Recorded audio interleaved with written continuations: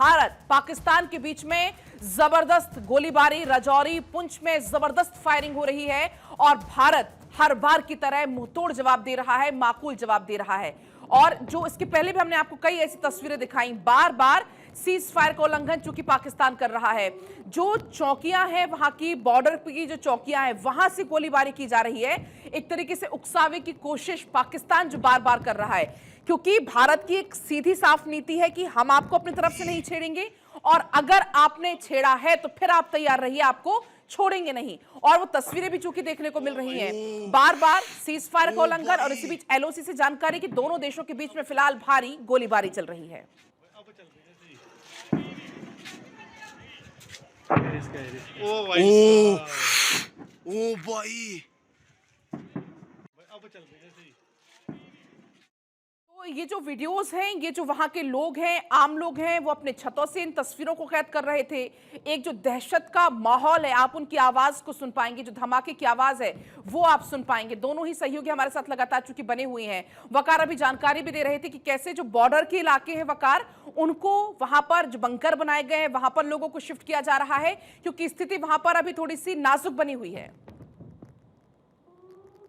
बिल्कुल, जिस तरीके से गोरी सेक्टर की हम बात कर रहे थे, वहाँ पर लगातार रात के दौरान जो सीज फायर वायलेशन देखने को मिली है। लोगों के लिए वहाँ पर खास बैंकर्स बनाए गए और स्पेशल कुछ लोकेशंस को आइडेंटिफाई किया गया है जहाँ पर लोगों को रखा गया है। फिलहाल आपको हम बताएंगे कि वहाँ पर सभी इमरजेंसी हालात के लिए जो तमाम तैयारियां है वो की गई है भारत सरकार की तरफ से। चाहे मेडिकल एड की अगर हम बात करेंगे, स्पेशली वहां पर टीम्स को डिप्लॉय किया गया है ताकि कोई भी नागवार वाक़ा अगर देखने को मिले तो तुरंत लोगों को मदद वहां पर दी जाए। फिलहाल आपको हम बताएंगे कि लगातार पाकिस्तान की जानिब से रात भर वहां पर जिस तरीके से सीज फायर किया गया, उसके बाद लोगों में काफी ज्यादा गुस्सा है पाकिस्तान को लेकर। लोग अब यही मांग कर रहे हैं कि पाकिस्तान को मुंह तोड़ जवाब देने की सख्त जरूरत है। बिल्कुल वकार, और मुंह तोड़ जवाब दिया भी जा रहा है पाकिस्तान को।